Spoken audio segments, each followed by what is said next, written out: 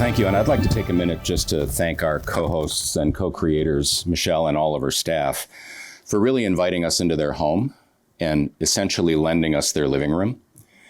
In addition to what Michelle said, I did not know this before today, but the Commonwealth Club now has 20,000 members and reaches a global audience of over 1 million monthly viewers in over 70 countries, and has an annual 6 million podcast and radio listeners annually.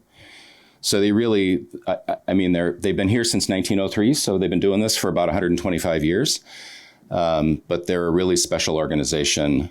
I've been a member for 30 or 40 years now. There are a lot of ways to get involved, and it's a really interesting organization. We'd welcome you to do that. Immigration is certainly a hot topic. We hear a lot of opinions, but it's really, really hard to find facts. And some of those opinions are really strongly held and very strongly expressed, and the volume seems to be turned up really high. But it's really hard to find facts, and it's even harder to find context. Is this even an important topic, or is it just politics? Why should we care? Is it really going to affect our life or our children's lives or our society or culture? These are the reasons that we wanted to organize this, and we really didn't know 2 years ago when this came to us as something we wanted to do that we'd be swimming into the flow as we seem to have been. But our hope today is that you'll leave here better informed on why demographics and migration are important, how they're likely to affect you, your business, your loved ones, your family, what you care about, and better equipped to make your choices through your own filters on how to engage with this. For the next couple of hours, we're incredibly lucky to have 4 of the world's leading experts on this topic. I'm going to take a minute to just tell you about them, and then the unique perspective that I think they can bring and how the day will work, because we have both a public part of the day and a less public part of the day. First, Dr. Jennifer Sciubba. Dr. Sciubba is one of the world's leading experts on population change and political demography. She's the president and CEO of the Population Reference Bureau, based outside of DC, which is a nonpartisan source of demographic data used by governments, business, and global institutions. Jennifer's work focuses on how fertility decline, aging, and migration shape economic growth, politics, and national strategy, which make her uniquely well-suited to the topic that we're here today to discuss, and she's also moderating today's discussion. Jennifer is the author of 2 books. One is called 8 Billion and Counting, How Sex, Death, and Migration Shape Our World. And the second, which has just been released, and which is very much on today's topic, is Toxic Demography, The Ideology and Politics of Population. Joining her is Dr. Giovanni Perry. Giovanni is one of the most cited economists in the world on labor market and innovation impacts of immigration. He's the founder and director of the Global Migration Center at UC Davis, an interdisciplinary research center that produces evidence on international migration, labor markets, productivity, and related policy issues. He's also a distinguished professor in an endowed chair of international economics at the university. But basically, his work over these decades has focused on how immigrants affect jobs, wages, productivity, entrepreneurship, and growth, all from an evidence-based perspective. Russell Hancock is the president and CEO of Joint Venture Silicon Valley, which is our region's leading public policy and research organization focused on Silicon Valley's economy, innovation ecosystem, and competitiveness. It's a nonprofit, public-private think and do tank founded in 1993 that, from its perspective and with its focus, produces rigorous, neutral facts on the region's economic health and quality of life. They're supported by over 100 corporate and civic partners. They convene leaders across business, government, academia, civic sectors to foster collaborative solutions to the problems of today and the problems of the region. Joint Venture Silicon Valley is a tremendous source of unbiased information. They have a couple of flagship data platforms that include what's called the Silicon Valley Index, which gets thousands of downloads across the world, and the Silicon Valley Indicators.org hub, which has 75,000 users across 88 countries, just to give you a sense of the depth and breadth of use of the information that they produce. Russell has led this important organization for over 20 of its 33 years, during which time it's grown more than tenfold under his leadership. And he'll also bring a fact-based perspective, but he'll bring this home to the regional and business context. Like, what does all this mean, this population and demography and immigration and migration? What does this mean from a business perspective and from the quality of life that we have in our region? Daniel Costa is a leading authority on U.S. immigration law enforcement, labor standards, and policy. Daniel's been asked multiple times to testify before the House of Representatives and the Senate. He's the founder and director of the Global Migration, nope, sorry, that's Giovanni. Forgive me. Daniel is the director of immigration law and policy research at the Economic Policy Institute, also in DC. And his work focuses on how immigration policy affects workers' wages, the broader economy, business, and the society that we have, with particular attention to what the practical use of policy enforcement really means. His unique perspective is, given all that we will then have heard about demography and migration, why our current immigration system isn't working as well as it could, and what we could do to fix it if we chose to. So those are your speakers. We're incredibly blessed to have them. How this conversation will work is, first, the facts. 4 brief presentations to give you context. Jennifer will set the global context and the U.S. frame. Giovanni will drive the labor market and economic context. Russell will bring it home to the Bay Area, and Daniel will help us understand what all that means for immigration policy and practice. Jennifer will then facilitate a discussion between the experts, and during this time, as Michelle mentioned, we'll be live streaming and recording. But when we want to get you involved as the audience, given YPO's tradition, we're going to shut off the recording and turn off the live stream. The doors are closed. There's no media presence. So please feel free to ask any questions that you want, and you'll get very candid answers. So that's how the day will go. And I think I'd like to welcome Jennifer to formally start our day.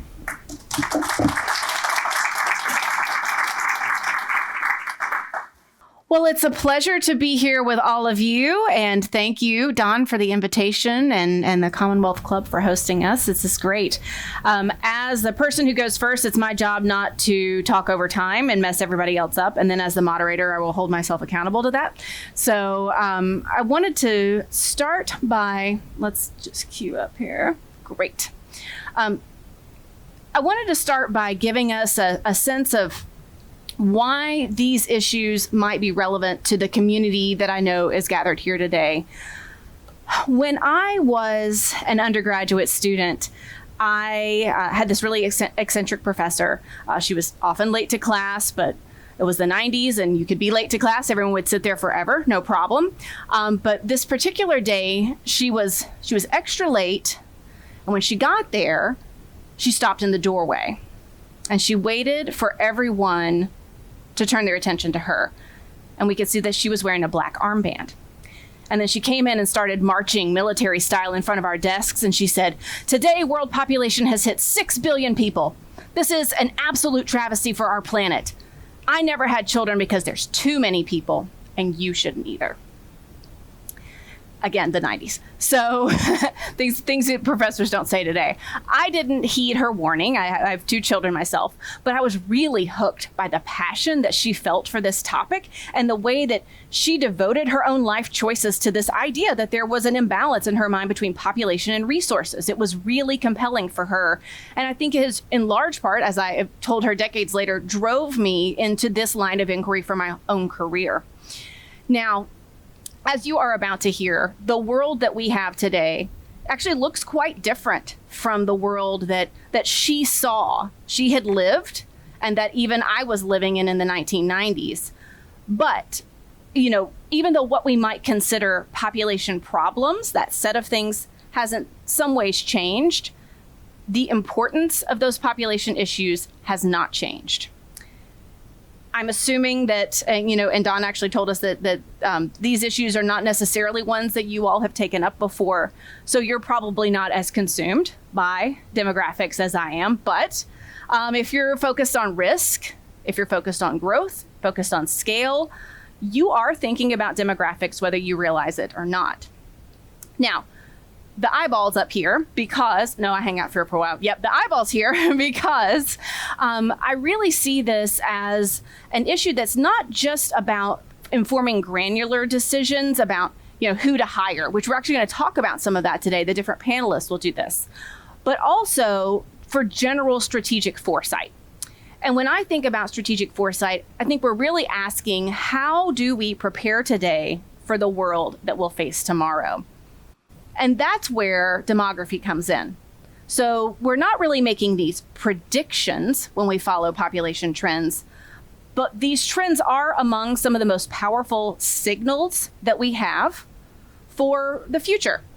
Birth rates, population aging, age structures, migration, urbanization, these things unfold over decades, not just quarters. Although we've seen the quarters of the past year have quite a bit of volatility here. But this means that these trends really shape the long-term environment in which every business operates. So that's what we're going to talk about today. And if foresight is really about scanning the horizon for risks and opportunities, I think demographics gives us that terrain map. We are all trying to lead through some complexity. And what I personally love about demographics and what's kept me motivated is that I think it's a lens through which to see the world. And so that's the lens that we all get to look through today as well. For that, I'm your scene setter. So I'm going to give us just the quick Population 101. How do populations change? It is just 3 components. Basically, as actually Don mentioned, the subtitle of one of my books, Sex, Death, and Migration, or Fertility, Mortality, and Migration. And I often think about these or picture them in my mind as knobs, like you would find on a car radio.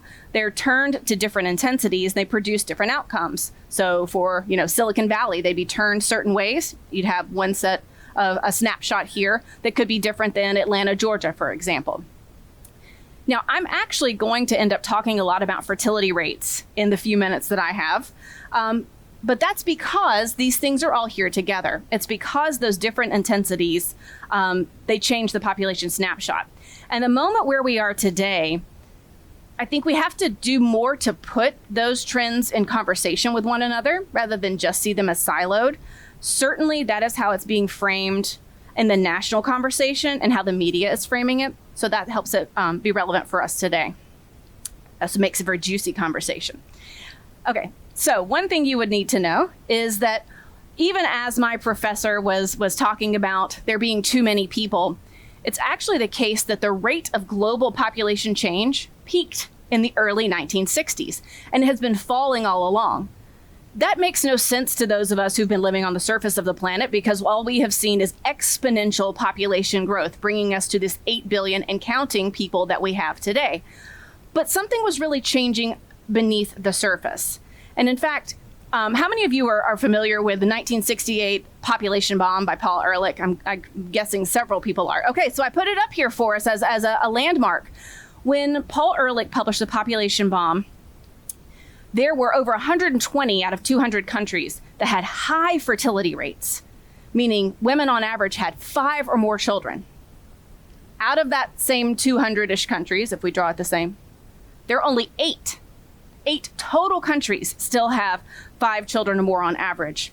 In fact, 2 out of 3 people in the world live somewhere with what we call below replacement fertility rates. So you think about 2 parents, it's below this number.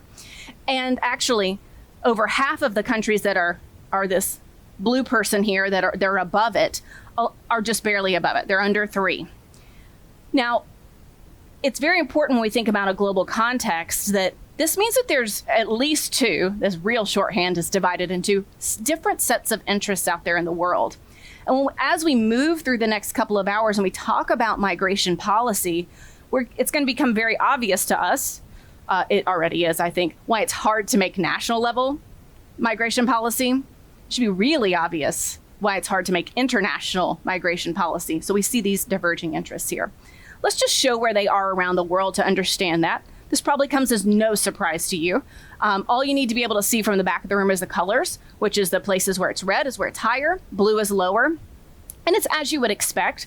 The poorest countries in the world tend to have the higher fertility rates. But I would flag for you that there's a real diversity of that actually in sub-Saharan Africa. We see these big shifts here. What may be surprising, and when I talk to business audiences, I would say this is the thing that surprises them the most. In fact, I was speaking, not to make anybody, oh, this is live streamed. Never mind. I can't say that. Okay. During the Q&A, I can say it. I have a funny story, but let's just say people who shouldn't be surprised by this are often surprised by this. For example, Ehrlich goes to India. That's what propels him to write this. India is now at below replacement fertility. That is just mind-blowing when you think about it.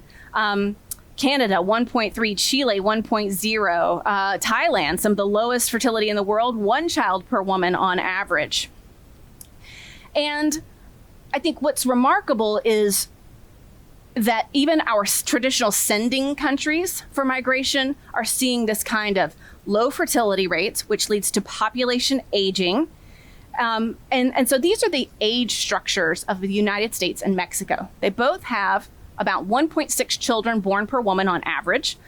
The United States, if we were to kind of eyeball a center of gravity of this, we've got younger people on the bottom, older people on the top. We would see that the US has a slightly higher center of gravity, but we see that they both at the bottom are going inwards. That's this below replacement part. So if I were to just draw some rough lines at a working age population, you can see that it won't take much longer before we have smaller and smaller cohorts entering into the working age populations. So as we talk about migration and we think about going into the future, what does even the supply side look like? In fact, I'm going to set us up with a pop quiz. What proportion, just to give me a number of the world, and you can't answer if you're the experts, of the world's 8 billion people do you think lives outside the society in which they were born? Just like a number. Oh, give me a percentage. 1, 25, 5, 70, 50.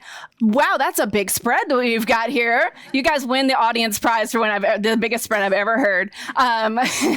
But some people were on the lower end. You guys are much closer. But I've given this a talk like this. I've given this quiz at a talk in Silicon Valley before, and everybody was answering around 50%. That makes sense why they would answer that, as we were going to hear today. But in fact, your answers were too high because for decades and decades, it's been just 2 to 4%. Now we're on the higher end of that, around the 4% mark. Terrible data, but we're going to go with that as our guess. That means 96% of the world's population has stayed home. It is rare to move.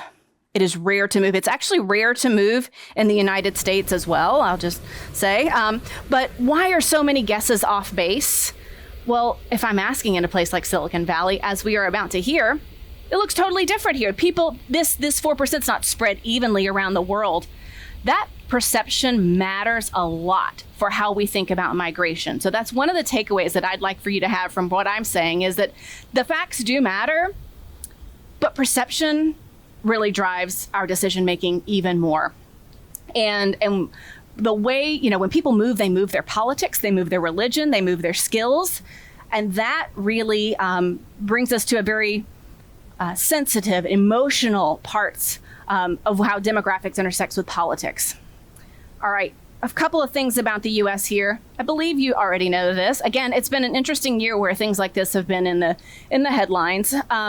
If the United States were to have stopped all migration, we would basically shrink faster. Some projections here calculated from the Census Bureau. If we had super high immigration, the total U.S. population would grow by about 30% between 2022 and the end of the century. If we hung out around the norm, probably around 9%, a low would be shrinking by 4%, but if we stopped everything, we'd shrink by 30%. That is hard for a U.S. audience often to understand, but there are over 40 shrinking countries in the world right now already. There are over 40 shrinking countries. So this really is shifting to become the norm. For the first time since the United States started collecting nativity data in 1850, immigration accounted for the entire growth of the U.S. population between 2022 and 2023. PRB, where I work, we produced this map that just shows at the county level the role that immigration played in population change between 23 and 24. So this highlighter yellow color is where population would have declined without immigration, would have gone into this negative, and the purple is where immigration slowed that loss. But 1,300 U.S. counties lost population between 2020 and 2024. That's 42%. So again, there are these divisions. When I put those 3 people up and I talked about how, 2 out of 3 live somewhere with below replacement fertility globally. We also have a couple of different Americas with taking big slices. There are places that are rapidly shrinking, and then of course there are places that are growing. But we have done a lot of county level projections at PRB. In fact, for California specifically, thanks to some of your county governments, slow cog and all these, we have all the cogs. So, but what my demographer has told me is that the hardest thing is she'll sit down with planners and say, you have a huge shortage right now. I know it's really stressful. And in 30 years, they'll be completely empty. And they say, what am I supposed to do with this information? So, what we're going to talk about today is going to go into informing your decisions in ways that I think, this group of experts, we can talk about that in the Q&A. How do you turn this into actionable information? I'm glad to do that. All right, I'm wrapping up here. So I'll just say that, we talked about low fertility rates because it leads to this population aging. And in the United States, this is just going to continue as it is elsewhere with a median age. If we lined everyone in the US up from youngest to oldest, and we asked the person in the middle to raise their hand, right now they'd be around 38. A couple of years from now, they would be 40. It's a shift in that age structure. And we're looking for ways to adapt. And I like to think about this as a menu of policy options. And one of the things on that menu is immigration, which is what we're here to talk about. And it's like if immigration was chicken, you can get fried chicken, scalloped chicken, chicken nuggets. It can look many different ways. Daniel's going to walk us through these policies. But there are other things that we'll talk about as well. And truth be told, all the different countries in the world, they choose these different paths. Some go heavier into making sure that older people stay in the workforce longer to adapt. Some choose skills-based immigration. Some choose permanent family-centered migration. Some really lean heavily into AI, and they probably choose pieces of all of that. The last thing I'll say is that migration is much more political than demographic. That's what makes this really tough. And even in Canada, where they like to offer some free hugs, we have seen 54% of Canadians surveyed feeling like there were too many immigrants coming to Canada. And only 7% said there were too few. So when we think about what role immigration plays in shaping the U.S. population, we do have to think about this perception piece of things. Don mentioned the book that I had that just came out, the Toxic Demography one, co-authored with a historian, Jay Winter, and a demographer, Michael Teitelbaum, and I'm the political scientist. And what we really see when we look at 3 major regions of the world since 1945 is that how people in a society define the family, how they define the nation, how they see this path to economic modernization. Each decision maker has their own views or these own ideologies around it. And it really shapes how they try to engineer the demography to shape what they consider their ideal population. And then the next person comes in and has a different view of what they consider their ideal population, and they shape and reshape it in that way. And as we will hear today, particularly during Q&A, those ideologies are certainly always at work, including here in the U.S. So thank you, and I'm going to hand it over to Giovanni.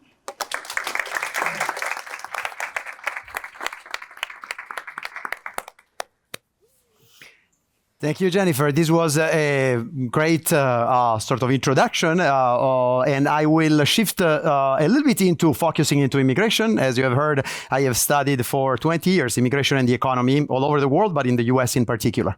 So this is the only picture I'm going to put up that has to do with emotions about immigration. Immigration has a long story with the United States. We are and a long story with the sentiment of Americans. We are a country of immigrants. We are the melting pot. New citizens that swear into becoming citizens always open our heart. But together with this, we've always also had this attitude in which immigrants are the source of so many of our problems. These are sentiments, but today I will want to bring your view away from the emotions and on some facts.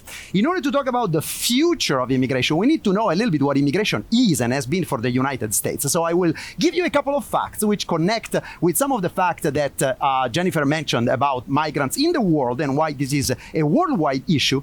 But then I will focus on the US and I will talk about the economics of immigration in the US. And I will just point out in the 10 minutes I have some key facts that are grossly ignored and I think are very important to understand immigration. And then I will talk about where we are right now and where the immigration and the economy are right now. So the first couple of facts that I want to bring is confirming what Jennifer said, that the percentage of people who move in the world is very small. However, in the last 30 years, there has been a significant movement of people from middle to poor to middle income country to relatively rich countries. So now about 11% of the population in a rich country is coming from a developing emerging country. And in the US, this percentage is slightly larger, but similar.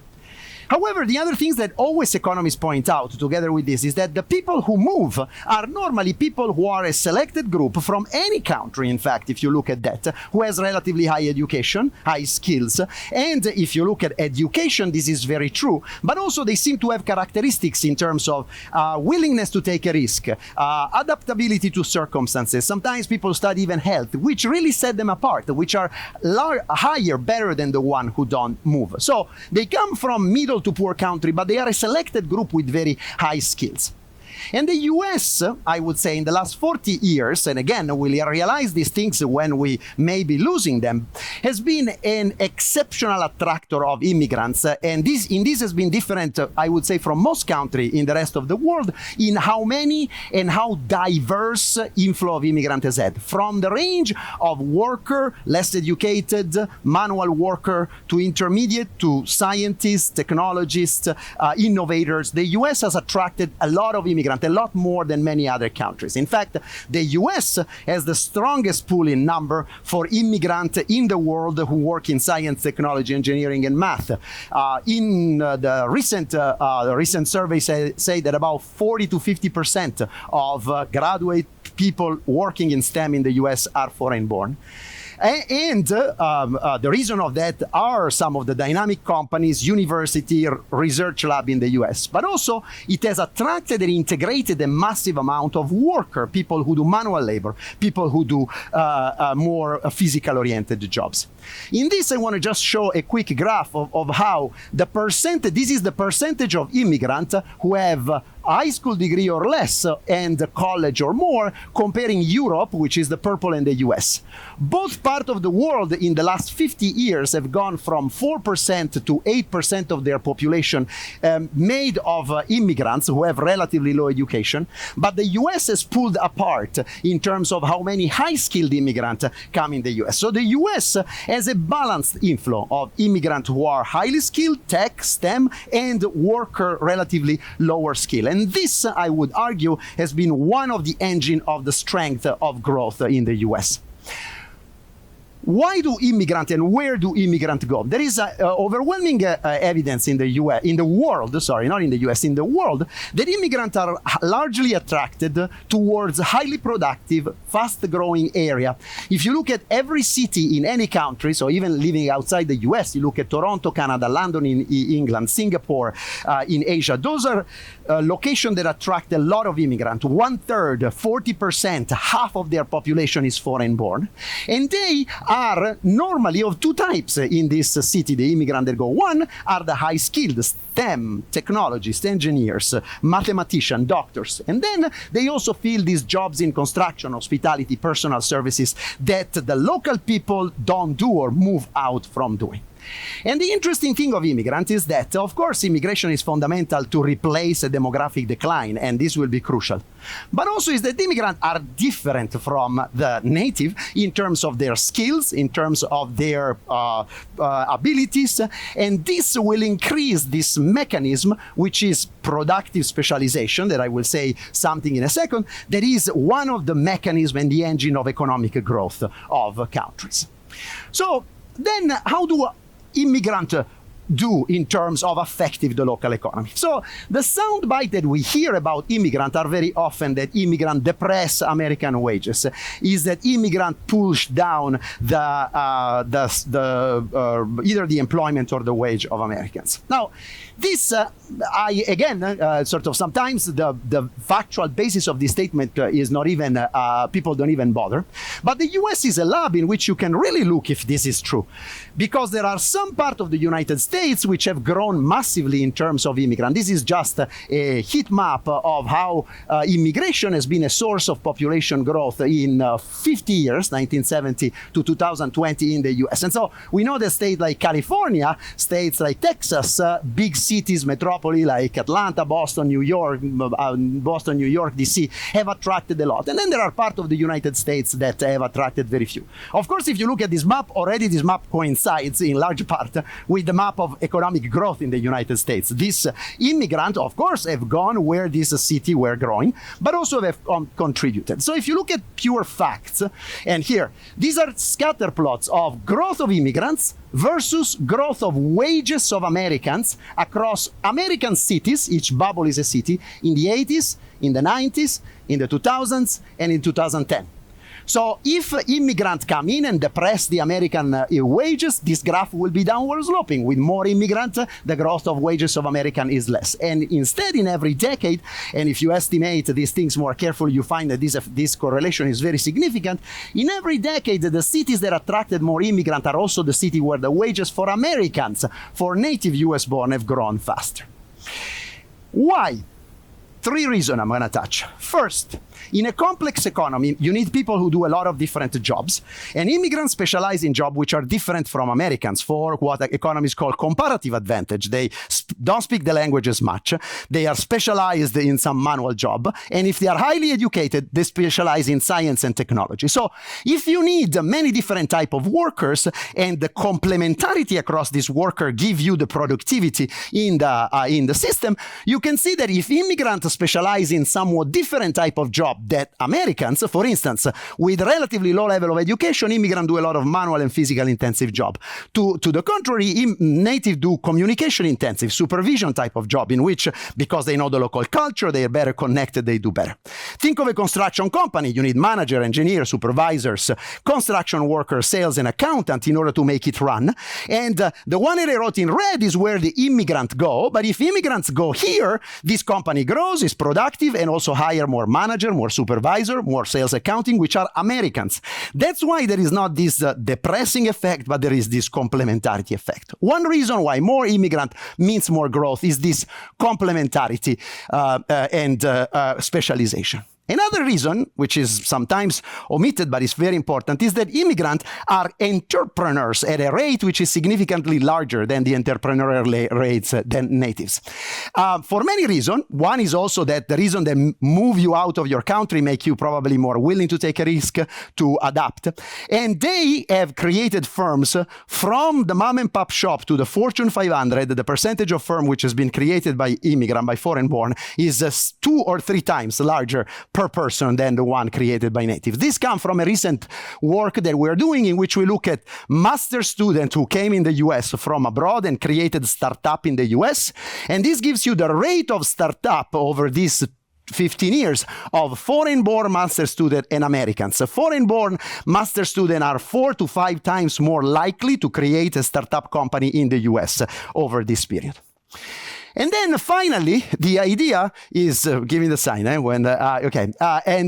finally, the idea here is that immigrant, by specializing in science, technology, engineering, and math at the high end of the spectrum, have also pushed a lot the innovation and the technology in the US. Again, this is another scatter that comes from another study in which across American cities, we looked at the growth of foreign scientists, STEM people, science, technology, engineering, and math people who came from abroad, and the growth of productivity and wages of American college-educated and non-college educated. So city with a lot of foreign scientists generate more labs, more company. This lab and company also needs more janitors, more cooks, and therefore they drive a positive relation of growth with the productivity of Americans.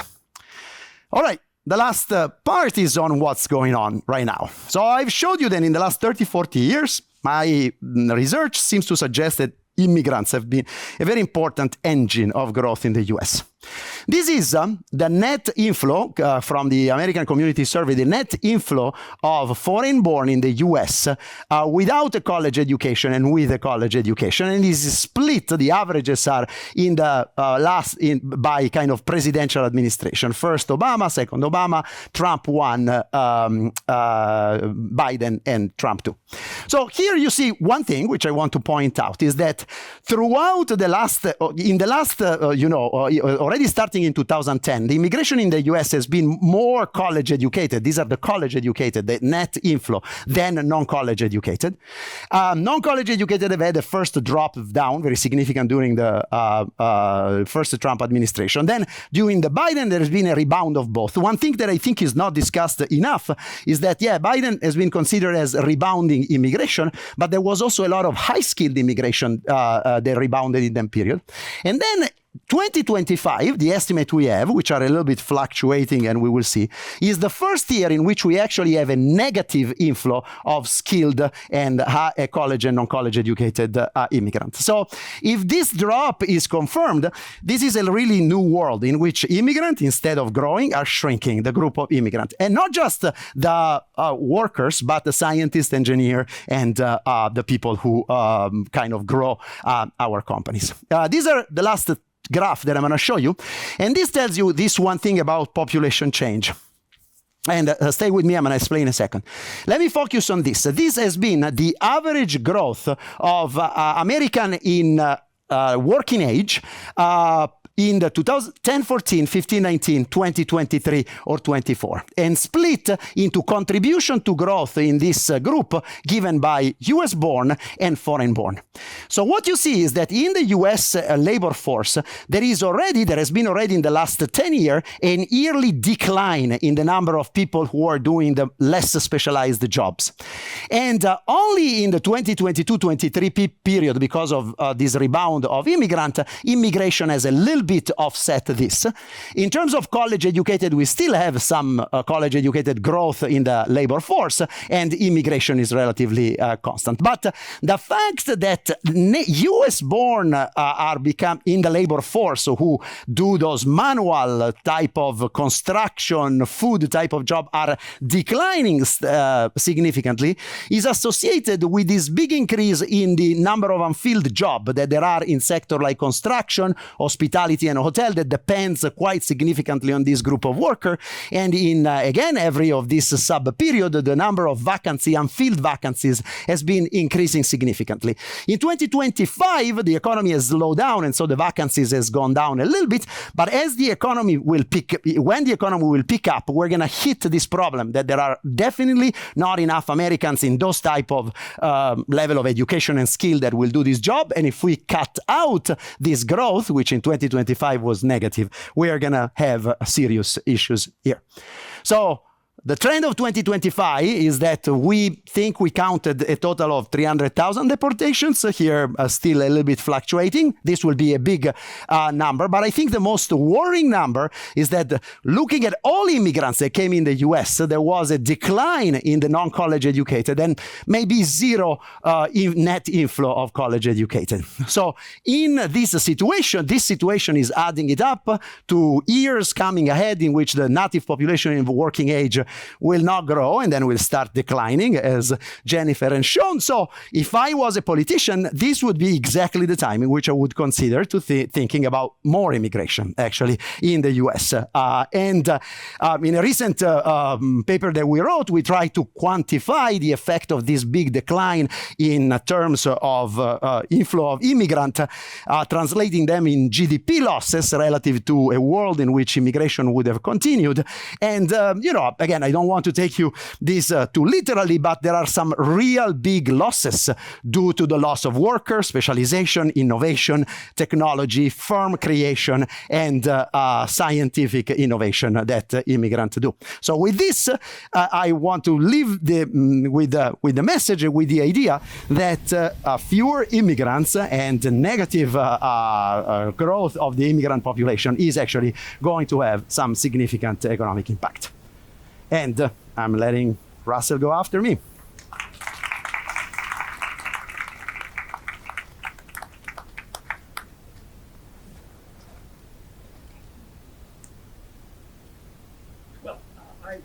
First of all, I want to say that I'm really honored by the invitation.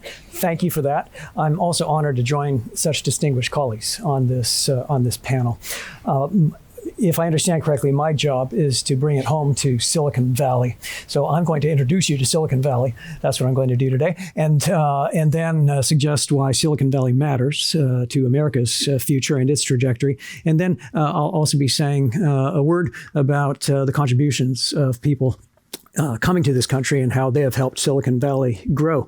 So there it is. That's what most people think Silicon Valley looks like when they're not from here. And that's what we look like from outer space. You're looking at a region that has about 7 million people there, and Silicon Valley conventionally understood as the bottom part of this picture.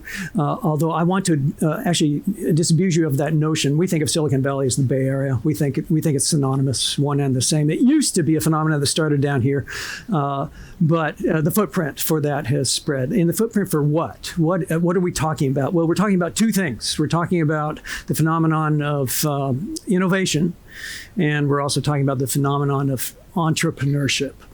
It's those two things that make Silicon Valley distinct. So the footprint for those two activities has grown. It used to be very localized. Now it's spread over the entire Bay Area and spreading across the country. And to us, that's all to the good. So let's start by making sure we all understand this. Silicon Valley has these extraordinary properties, and I think these are the most extraordinary. It is a place where we have seen successive waves of innovation and entrepreneurship. Each wave has been distinct, different from the ones that preceded it. And it's been going on for, you could say, 8,500 years. People argue about that. You could say that it's even a 150-year phenomenon. But that's what it looks like. So just understand that each one of these curves represents some kind of technical breakthrough, some kind of innovation, and then a wave of entrepreneurship that connects those innovations to the marketplace. And then as a result, you get intense market activity and applications of new technology. The world changes as we know it. Then that cycle plays out. And it usually ends in some kind of a doldrum, a bust period, or an interregnum, you could call it. And then a new cycle takes off. Now, by the way, two other really interesting things about this phenomenon. The first is that it hasn't been just one curve at a time. It's been multiple curves at a time. And you won't see this in other regions. A lot of places have innovation focused around one industry or one set of industries. That's commonly how it takes place. In Silicon Valley, multiples of them all going on simultaneously. So, of course, computing, we know that whole story. But at the same time, we also have revolutions in biotechnology and recombinant DNA, those types of things. At the same time that we're seeing revolutions in energy. So that's very, very striking. So that's one thing that that we should understand about Silicon Valley. The second thing that we should understand about this chart is that you did not learn this in your college economics class. Standard economics teaches that a comparative advantage always shifts. It shifts to a new place and to a new set of players. And yet here's Silicon Valley doing it for this long period of time, and that advantage hasn't ever shifted. It's still here, and it's still happening. It's an interesting question to ask if it's at risk, but so far we've just continued reinventing ourselves, and that's key. That's the key thing. And in fact, in Silicon Valley, if you don't reinvent, you will die. You'll lose that advantage. And so I think that's how we should understand the place. All right. Well, here is how we performed over the decades. And this is just charting gross domestic product, comparing Silicon Valley to the United States. And, we outpace. We also drive the nation's growth because we're a huge driver of it. But you can see that it's actually a story of remarkable growth. And if you were to look at it in a granular fashion, you can see that it's actually sinusoidal. There are contours to that curve, but always this northeasterly direction is how we've characterized it. Here's something that's really quite extraordinary. This is market cap. Market cap is when you take all of the publicly held companies and you total up the value of their shares. And look at this. In the height of the pandemic, we saw our market cap continue to grow to the point where it reached $25 trillion, record-breaking. That's a record-breaking number. We've never seen anything like that. So I'm just trying to give you a sense of Silicon Valley as a place that has extraordinary properties and is continuing these trends, and they continue to break records. So that's one way that we should understand Silicon Valley. Here's another way we should understand it: inventive. It's a place of invention and innovation. We're always looking for objective measurements of that. Well, here's one. This is the number of patents that are being generated in Silicon Valley, and as you can see, the trend is upward. Every year we seem to break our record. 24 is the last year on record, and again, we broke our record. If you want the absolute number, it's 23,640. That's how many patents came out of this region. Here's a list of the top 15 patent-generating cities in the United States, and 8 of them are Silicon Valley cities. So again, just it has these extraordinary properties. Venture capital has always been understood to be our secret sauce. For whatever reasons, we've been able to generate lots of venture funding, which we then place against companies in the form of a bet, and those bets have paid off at a rate that has made venture capital a very successful industry. A Silicon Valley invention, by the way, the notion that we would have venture dollars, not conventional financial mechanisms. And so here we are. I just want to give you a sense that the trend continues. You can see in 2021, we hit $95 billion in venture capital. It's an extraordinary number, just absolutely extraordinary. And that trend continues. Although 21 was a crazy year, there was a lot of FOMO going on that year, you could say. But if you took that year out of the chart, you can still see that we're just continuing upward to the northeast. So that's an extraordinary thing. Unicorns. Silicon Valley continues to create unicorn companies. That's a technical term. It means that it's a privately held company, not yet public, but it's been valued at $1 billion or more. And you should just know that Silicon Valley has the highest concentration of unicorns anywhere on the planet. Half of all unicorns in the nation are right here, and that's the number right now. Although that's a constantly moving number because unicorns are constantly being valued at different valuations or going public. That's a moving target. And then we decided that the term was no longer apt. So then we started talking about decacorns. Those are $10 billion privately held companies. And that's also a moving target, but just as of right now, there's 6 of those here in Silicon Valley. So I'm just trying to give you a sense of the extraordinary properties and why that might be important to the United States and to the planet, frankly. I'm fascinated by this. This is Stanford, and somebody did a study. In fact, Stanford put together a study in which they learned that if you valued up all of the companies that have a Stanford founder, it would come out to this: 40,000. There are 40,000 active companies that come out of Stanford, out of the university, and this is their value. 2.7 trillion, and that is a number that's larger by far than most companies. Most countries. The GMP of most countries. So Stanford alone, and of course that's not the complete Silicon Valley story.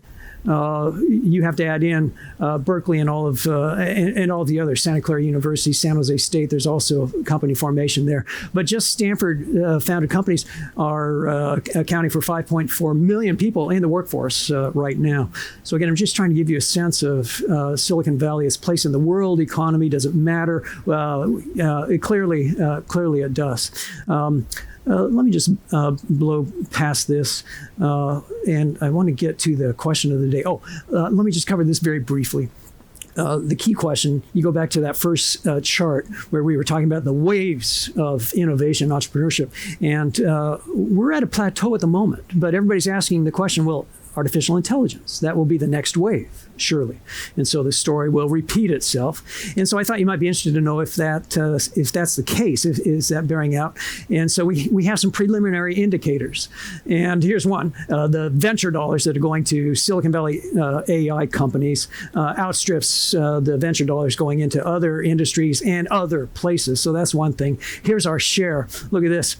80% of all investment in artificial intelligence came to Silicon Valley companies in 2024. This is a cluster map showing you the intensity of artificial intelligence. And here's the Bay Area, again, out in front of the rest of the nation. So it seems perfectly clear that, once again, we've carved out an advantage in artificial intelligence, and we suspect that will continue. Who knows what the ultimate meaning will be and what that will mean in terms of jobs. Okay, so in my time remaining, we need to ask the question of the day, which is what has immigration meant for Silicon Valley? If you ask the question, so what's driving all of this? There's some key drivers. Venture capital is one, and just a variety of others. But one phenomenon for sure, no, without question, is that it's a global phenomenon. Silicon Valley is not a local phenomenon; it's global, and the talent that's driving all of the innovation and the entrepreneurship has come from all the parts of the planet. They're not coming necessarily from the United States or exclusively from the United States. And so we need to understand Silicon Valley in that context. So here's the percentage of our population who are foreign born, and it's at about 40%. It's been growing precipitously since the 1970s. And so there we are, around 40%. This is the population that speaks language other than English at home. And it's 51%. I'm sorry, it's 53%. That's how we should understand it. The national average is 23%. So that's really, again, quite extraordinary. Here is the percentage of our population that's foreign born. So 40%, I told you that. I just want you to compare that to the national average, which is 15%. So Silicon Valley is a global community. It's internationalized. And that's a thing that we cherish. That's something that we celebrate about this region. It is the most diverse region in the United States by numerous measures. And I just think it's also important to point out that there are other places in the United States that also have global diversity. Sometimes they are tense and troubled places. There might be ethnic tension. Not really in Silicon Valley. No, not much to speak of there. So that's an interesting fact. Now, a lot of people are asking this question. Perhaps this will come up in our conversation today. But this is showing you the entire population of people that were born outside of the United States in Silicon Valley right now. And so we know that 52% of that, or half, are naturalized citizens. And then we have another 30% who are lawful. They have papers. And then there's your slice that's undocumented. It's 18%.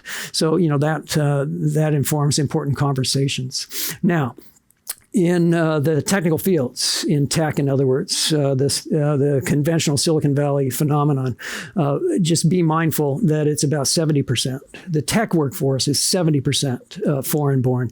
And as a matter of fact, it's mostly Indian and Chinese. And that too is an extraordinary property. So 70%. And then also understand that we have more people in tech that are from India and China than we have from the United States. They outnumber us by about 2 to 1 is what's happening there.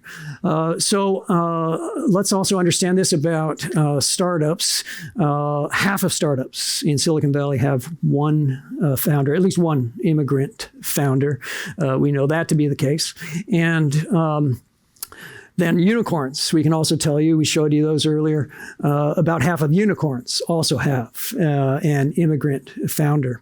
And then we can show you here that those immigrants who are inventors, founders, others, have this outsized influence on our general output. Here we show you through as patents, citations. We're also showing you the market value of those patents. So we need to understand that. This is not a curated list. This is just a random list, but these are companies you may have heard of.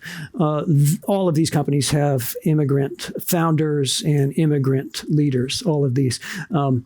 But I could show you dozens of charts with more logos, so we should understand that. This will just give you a sense. Again, not a curated list, just a randomized list. But if you're talking about founders, here are some that you may have heard of, and they've, in fact, they may be household names. Here are some CEOs, not necessarily founders, but managers, leaders of major companies. Here's folks that are working on the infrastructure that makes all of this tick. And here are folks that are founders of the platform architecture and the software platforms. Here are folks that are in conventional hardware. Again, we're just throwing out some of the household names. Then this is a category I call the ecosystem, which includes venture capitalists. Anyway, the story is the same. It just obtains over and over and over again. Here are our unicorn founders, and we're just showing you where they're coming from. No surprise. We know they're from India, from China, but look, Israel, Canada, the UK, Germany. In other words, the melting pot of the world. So we need to understand Silicon Valley that way. A lot of people talk about immigration as though it's an issue or it's a risk factor or there are security considerations that we need to bear in mind. Maybe those are important national conversations we should have. I just want you to know that in Silicon Valley, people don't feel that way.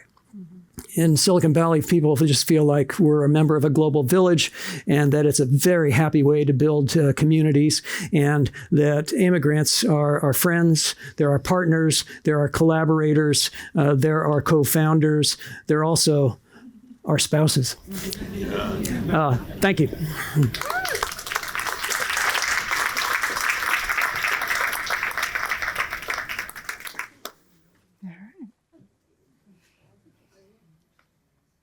Testing 1, 2 on the mic.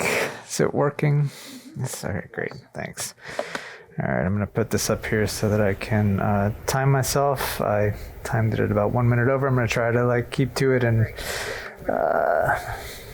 let's see, how does this work? Green forward. Green. There we go. All right, so first of all, it's a real honor to be here. Thanks for having me here. The think tank I work at in DC focuses on economic issues, and I really focus on the intersection of immigration and labor, and have for about 15 years. So I'm going to talk a little bit about what we're seeing now and just sort of policy making and policy debates under the Trump administration. And I want to start by first just showing a chart that kind of piggybacks off of what Giovanni and Jennifer showed. And this is the prime age labor force, which is workers aged 25 to 54. That leaves out people who are about to retire and people who are maybe still in school or about to go into school. And what you see is growth in that workforce. So basically the line at the top is total U.S. workforce growth since 1994. The line at the bottom is just U.S. born workers. So no immigrants, no immigration, if that had been the case. And what it shows, I think, is kind of shocking that if we hadn't had immigrants and immigration, the U.S. US-born prime age workforce would be the same size that it was in 1994. So without immigrants, there's no workforce growth. Without workforce growth, there's no economic growth. The CBO estimates are that Trump's new policies and deportations are going to reduce the population. And what's the impact of that going to be? My colleague at the Economic Policy Institute, Ben Zipper, estimated that if Trump meets his deportation targets of 4 million deportations over 4 years, there's going to be almost 6 million jobs lost, in terms of a drop in employment. And the interesting thing about that is that it's not going to be all immigrants losing their jobs. It's also going to be about 42% who are U.S.-born workers losing employment. You saw a version of this chart just a second ago from Russell. Nope. In terms of how immigration status breaks down, I'm just going to show you the national picture just very briefly, just because I think it matters. I think immigration status matters for the rights that people have in society and at the workplace. We do a lot of research on this. There's a lot of existing research on this, and there's also a lot of policy fights over it. So about half of immigrants are naturalized citizens, about half are lawful permanent residents, about a quarter are lawful permanent residents with green cards, about a quarter are undocumented. But within that undocumented population, at least as of the end of the Biden administration, about 40% of them had some sort of status in a work permit that basically in practice gave them rights on the job. And then you've got about 4% who are temporary lawful residents, basically people with temporary visas. And I mention this because I think it's important, and I think it's a top policy priority for the business community. And it's also kind of the major pathway now if you want to work in the United States. It's not that easy to get to a green card where you can stay and become a citizen. And you can see that the growth in temporary work visa programs, these are new issuances by year, has basically grown exponentially since the last major change in the 1990 Immigration Act. And it's happened through both Democratic and Republican presidential administrations. The numbers kept growing up during Trump exponentially as well, except for until that dip there that you see is basically the slowdowns and shutdowns during the COVID-19 pandemic. Just really briefly, for many years, there were bipartisan attempts at doing some sort of comprehensive immigration reform. There were, people came close. 2006, 2007, 2013 was the last major one.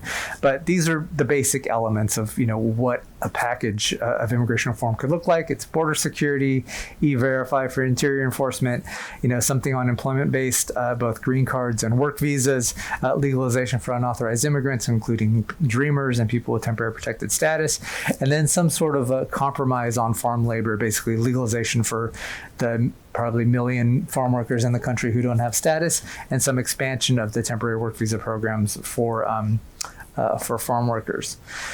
Next, we had that last effort that came very close to bipartisan immigration reform in 2013. 2/3 of the Senate voted for it, but it had majority support in the House. John Boehner would not bring it up for a vote. And then basically right after that, you have the Trump's first campaign. I'll move this a little bit so people can see better. First campaign, and of course he demonizes immigration and immigrants, oh man, I didn't turn on my timer. So it demonizes immigration and immigrants. He's also not the best messenger for this because he's known to hire undocumented immigrants. He uses every type of visa program basically at his places where he works, but he managed to really catch on, obviously, with the public and critique elements of the system. The person he's standing next to in that photo there is Leo Pereira. He was an IT worker at Disney, and he was forced to train his H-1B visa replacement. and it was a front page news in the New York Times. The headline there is "Pink Slips at Disney, but first train foreign replacements," where hundreds of workers, Disney basically used a contracting firm, brought them in. The U.S. IT workers were required to train their replacement. If they said no, they'd get fired for cause, which meant they wouldn't even get unemployment insurance. And so this was obviously a major story. New York Times, it was one of the most commented on New York Times story ever. They had to do a story about all the comments that they got. And basically Trump had this person who was replaced go speak at one of his rallies, and treated them like a star, and really, he was taking on something that is actually wrong with the system and that needs to be fixed, and using it to say we shouldn't have immigrants and immigration. So what that leads me to say is that there are some legitimate critiques of the immigration system that I think we have to grapple with. People voted for deportations. They voted for restrictions on immigration, they even half of Latinos supported mass deportations in some of the last polls right before the election. And so what are those legitimate critiques? Undocumented workers make massive contributions. They contribute $100 billion in taxes, but it's true that they don't have rights in the workplace and they suffer high rates of violations. The chart there on the right is rates of minimum wage violations by immigration status. And what it shows is that if you're undocumented, you're twice as likely to be, the victim of wage theft. It's even higher for overtime pay. It's about 80% of undocumented workers suffer violations of overtime pay. And so there are easy solutions for that. There's just no political will in Congress to do it. The solutions are giving them status and work permits, which research shows will raise their wages, give them rights in the workplace, as well as better labor standards enforcement to hold law-breaking employers accountable. But rather than doing that, the issue is just being demonized by Trump to say we shouldn't have immigration. Next, one of the major issues of research I do is on temporary work visa programs. That was the chart that I showed that was, they're growing exponentially, but there are many problems with these programs. Basically, workers are tied to employers. They're often legally underpaid compared to what U.S. workers would get on the open market. Again, that's the issue that Trump, that's why he had an H-1B, a worker who was replaced by an H-1B worker at his rally. The solutions, again, here are pretty easily. The solutions are really easy. You improve labor protections, you allow workers to change jobs more easily, and you give them a direct path to a green card so they can stay and contribute permanently. But, we're not seeing that. Instead, what is Congress doing? Congress, with total Republican control, passed the One Big Beautiful Bill Act, for lack of a better term. I don't like to call it that. But it basically gave the Trump administration $170 billion to carry out its mass deportation, vision. And that means, 3 times the amount of immigrants can now be detained.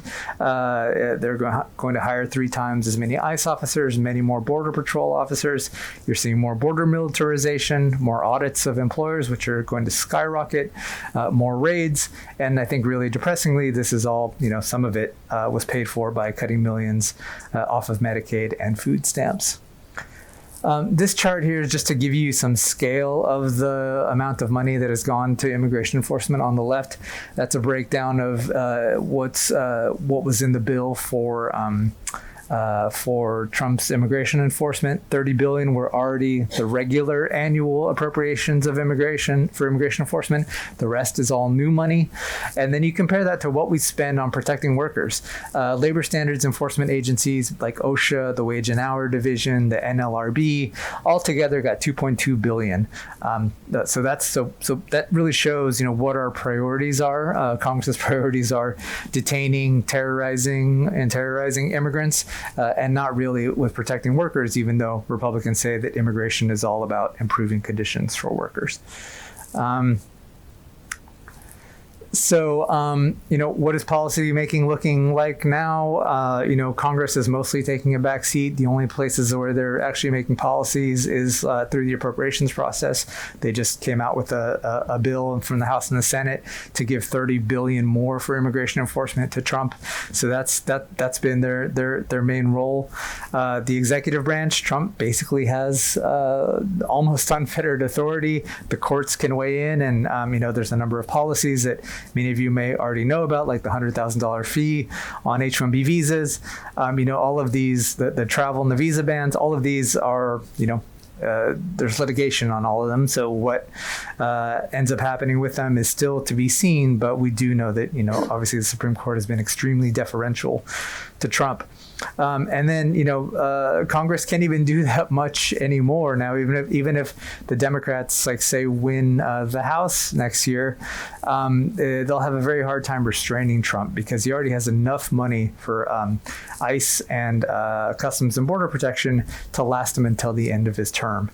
J.D. Vance said that ICE and Customs and Border Protection have basically absolute immunity, quote unquote, and that includes killing U.S. citizens who get in the way of their immigration enforcement. And that's sort of what we're seeing now. So now I want to say a few words about the kind of MAGA versus corporate conservative wings of the conservative movement, MAGA versus corporate wings of the conservative movement, and how they split on immigration policy, because I think that will influence what we see. The split played a major role in the immigration policies during the first Trump administration. I think they'll continue to. We can maybe consider Steve Bannon and Steve Miller as representatives of kind of the MAGA wing, and then maybe the Chamber of Commerce, Elon Musk as sort of the corporate wing.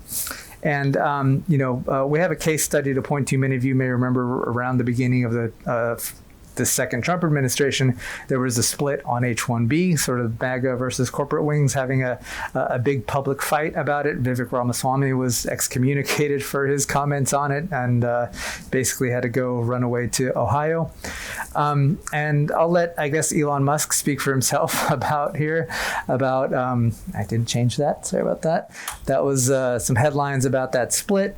And then here's Elon Musk's comments about H-1B. Started off on the left there very forcefully saying H-1B is very important to him. And then basically the next day backtracking and saying, well, H-1B is sort of broken and we need to do some reforms. And that was because of the major backlash and people like Steve Bannon talking about H-1B. Next, just, it's a good crowd to ask, what about the role of the business community? I think we see that image there. That's from the inauguration, the Trump inauguration. Many businesses have attempted to befriend the administration in hopes that they, won't be attacked by them and the full force of the federal government won't come after them. But they are still a powerful lobby, and Trump is a businessman, and he will listen to business. So how will this play out? How will businesses use their power?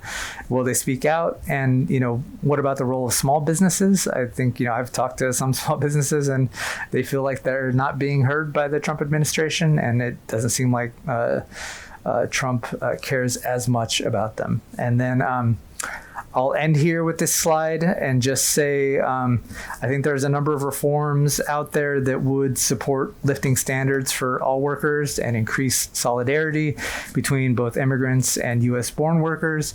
And I think it would help increase public support for immigration. And it's basically a path to citizenship, to raise wages and labor standards for everyone, revising temporary work visa program rules, enacting new protections from retaliation for migrant workers, appropriating much more funding for labor standards enforcement, so rebalancing that chart that I showed you, immigration enforcement money versus labor standards enforcement money, ending worksite raids. There's really no evidence that immigration enforcement improves conditions for workers. It's just not the case. All it does is empower employers hurt workers and send workers into kind of the informal labor market, which hurts everyone. And then finally, how we set levels on immigration. Most of our laws setting numbers for immigration were set in 1990. We need some sort of data-driven way to set those numbers based on the conditions of the economy and the needs of the economy. And there's a number of proposals out there. My institute, EPI, has proposed one version. The Migration Policy Institute has proposed another version. But we need some sort of commission that can advise Congress and depoliticize the setting of numbers. And I will stop there. Sorry if I went long, and look forward to Q&A.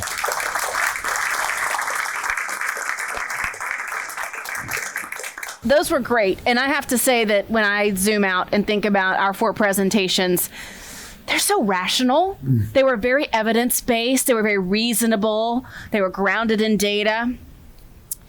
And yet we all acknowledged and then moved on from the fact that this topic is typically not discussed in any way, shape, or form like the way that the 4 of us discussed it. So I wanted to start by seeing how we could actually bring that in. I guess it actually would make us more realistic if we actually engaged in that. We could see from whether it was the global context I had all the way down to the local Silicon Valley, that immigration in some ways would be a structural necessity to preserve the status quo. Perhaps I'll say that so that it would be a little less, political there. It would, if you want the status quo, then it becomes a structural necessity here. And so I get the sense from these presentations that there seems to be some minimum level of immigration that the U.S. would need to have to stay economically competitive globally. What happens if we fall below it? But more importantly, so that we're into the narrative piece, is that the talking point to create the kind of political will that you alluded to, Daniel, that would spur reform? I mean, most of the time, I think in the media, there's agreement that some reform needs to be made, no matter where you're sitting on the political spectrum. It's like the system seems to be broken, so change it. What is it? Is it this economic argument that it's a structural necessity and that there's a tipping point that gets the political will? Is it something else? I'm interested in both political will, what changes that, and then maybe the public will as well, which I think is 2 very different things. One is kind of this elite level and something else. So what do you think are these frames that resonate? Is it a tipping point or something else? And anybody can feel free to answer first. I mean, I think that a lot of the immigration debate right now is not actually about immigration. I don't think that the immigration enforcement that's happening is about immigration. There's a major operation going on in Minneapolis, which is a very white, U.S. citizen community. It's about Trump's political retribution. And so to some extent, everything that we're saying here and talking about might not matter. In Congress, the Republicans, there's no support for even any bill that would create one new green card. They don't even want to create statuses that would lead to a green card. So how do you convince them? How does the debate, these economic arguments apparently, so the chart that you showed about the population decline without immigration, I've showed a version of that, and it shows that without immigration, the country would be 110 million people smaller than it is today. And I always thought that there was no consensus that, people want the country to be that much smaller. But the Department of Homeland Security had a tweet with, a car at the beach, and it said, the country after 100 million deportations. So apparently the Trump administration does want the country to be 100 million people smaller than it is now. And I don't know what sort of negotiation can happen between like someone who's, people who are that far off, and if Congress is going to defer to them. So structural necessity certainly is not the thing that's going to tip that over. Okay. But can I add, I agree with, in the current situation, I agree it's hard. But if we stay a democracy, if the US stays a democracy, and hopefully will, what people think will matter in the longer run. So I think we did learn a couple of things in the last 3-4 years. For instance, I think we did learn that the US people, maybe because there was also some news drum up, they were very uncomfortable with this idea that the border was chaotic, that there was an uncontrolled situation at the border. Maybe us scholars, we didn't pay enough attention. I mean, for us, even people who come in a messy situation then become worker, then become productive citizen, and so they are a plus. But people perceive this as a lack of control. And I think that is what they progressively shown in some of this survey, and that was important part of the past election. Now I think they voted for no chaos at the border, but what they got is internal chaos from ICE. And I think that the US opinion does matter in what we will do in 2 years, in 4 years, in 6 years. And the opinion, I think, is receptive of some of these facts. The idea that the economy, the demography, and then talking about details matters, how immigrants are doing jobs which will become more needed because the society is aging. A lot of the aging society jobs are immigrant. A lot of the innovation and growth of the US in a moment in which world leadership in innovation becomes very important comes from immigrants. So I would say that we need to package this much better, probably.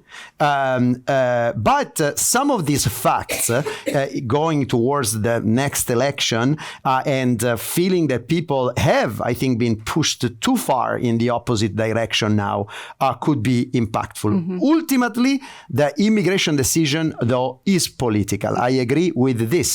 There are some countries that have decided to ignore the large cost of having very low immigration, the large economic cost and demographic cost, and have lived with very low immigration with very large economic cost. But I think we need to say that. Yeah.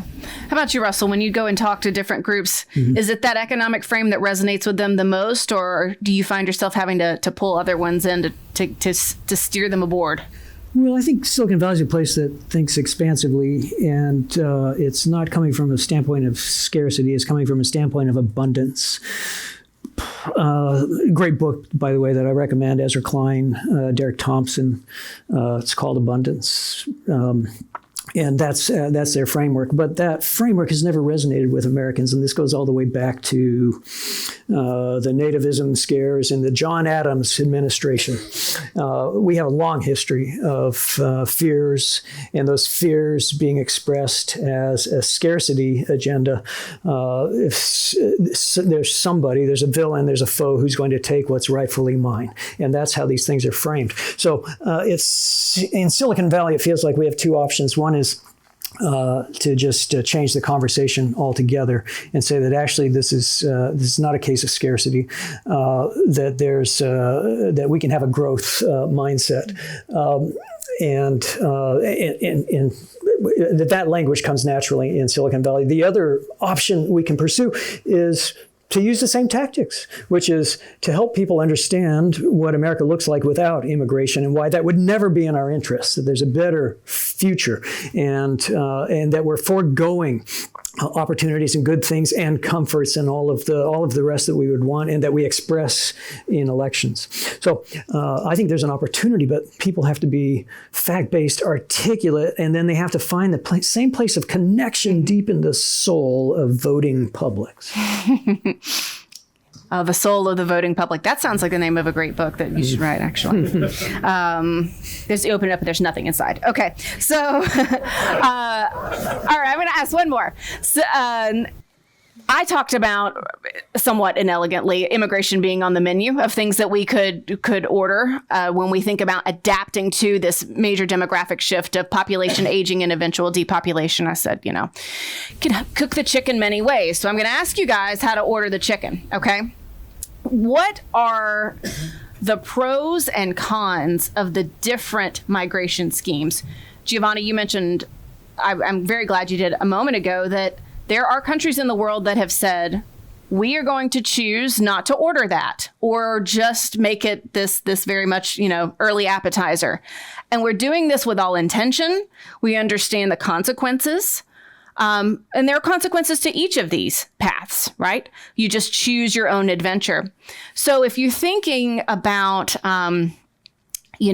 migration schemes that might emphasize permanent settlement and family formation versus temporary workers. I mean, an extreme might be the Gulf states is just say, really do not form a family here. In fact, you're only coming in temporarily. Or we might think about a scheme that's highly managed, like a Singapore model, where you're really, clocking the ethnic breakdown and bringing people in to preserve that versus maybe a freer model or, a skills-based, et cetera. What do you see as the pros and cons for these different schemes? And I think you could feel free to answer by thinking about other countries, or if you wanted to just say what the pros and cons are for the U.S.